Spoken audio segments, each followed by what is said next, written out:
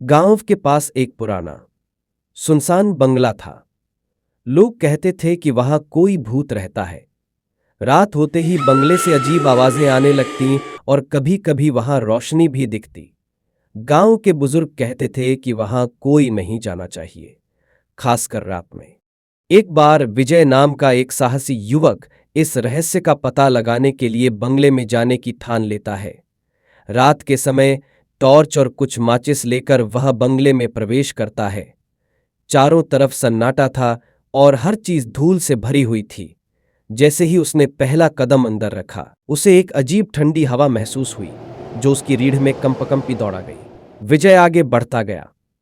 तभी उसे एक कमरे से हल्की सी आवाज सुनाई दी, जैसे कोई बड़बड़ा रहा हो। उसने धीरे धीरे कमरे का दरवाजा खोला। अंदर की रोशनी बहुत धुंधली थी। जैसे ही उसने टॉर्च का उजाला घुमाया, उसकी आंखें हैरान रह गईं। एक पुराना आईना था और उसमें एक औरत का अक्स दिखाई दे रहा था, जिसका चेहरा धुंधला और खून से सना हुआ था। विजय ने डर के मारे चीख मारनी चाही, लेकिन आवाज नहीं निकली। उस औरत ने अपनी ओर इशारा किया और विजय को महसूस हुआ कि उसे वहां से भाग जाना चाहिए। जैसे ही वह मुड़ा, दरवाजा अपने आप बंद हो गया और कमरे में एक ठंडी सिहरन फैल गई। अब उसे औरत की चीख सुनाई दी, मुझे बचाओ, मुझे इंसाफ चाहिए। विजय की टॉर्च बंद हो गई और अब वह पूरी तरह से अंधेरे में था। तभी उसे किसी के चलने की आहट सुनाई दी और उस आवाज के साथ एक भारी सांसों की आवाज भी आती रही। विजय ने हिम्मत करके माचिस जलाई और देखा कि वह औरत उसके सामने खड़ी थी। उसकी आंखें लाल जल रही थीं।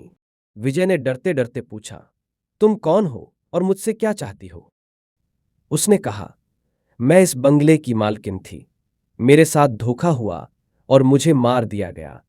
जब तक मुझे इंसाफ नहीं मिलता, मैं इस दुनिया से नहीं जा सकती। हर रात यहां भटकती हूं और हर उस इंसान को खोजती हूं जो मुझे इंसाफ दिला सके। विजय ने हिम्मत जुटाकर कहा, मैं तुम्हारी मदद करूंगा, लेकिन तुम मुझे यहां से जाने दो। औरत ने धीरे से सिर हिला दिया और अचानक सारा अंधेरा छंट गया। अगले दिन विजय ने गांव के बुजुर्गों से उस औरत की कहानी सुनी और पुलिस को इस मामले की जांच के लिए बुलाया। कुछ दिन बाद उस औरत की हत्या का रहस्य खुल गया और अपराधी को सजा मिली।